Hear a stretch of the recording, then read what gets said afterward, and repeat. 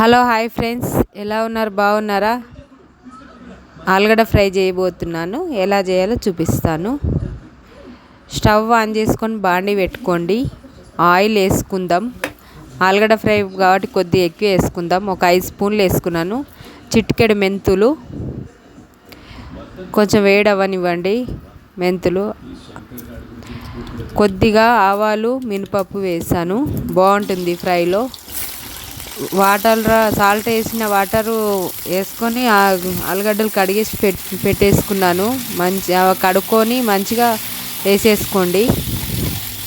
కలిపేసుకుంటున్నాను. సగం ఉడికిపోయినాయి. అలానే సిమ్ములు ఉడకనివ్వాలి. గుప్పెడు కరివేపాకు వేసుకుంటున్నాను. చిటికెడు పసుపు వేసేసుకుందాం.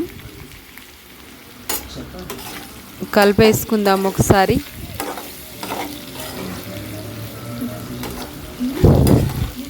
చాలా టేస్ట్గా ఉంటుంది ఆలుగడ్డ ఫ్రై. మా పిల్లలకైతే చాలా ఇష్టం.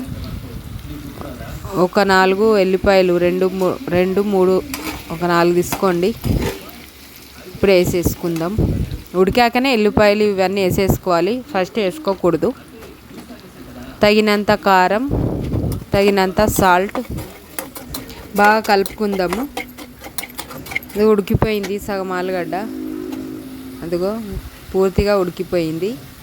కొద్దిగా కొత్తిమీర వేసేసుకుందాం. Okay friends, bye. లైక్ చేయండి, సబ్స్క్రైబ్ చేయండి.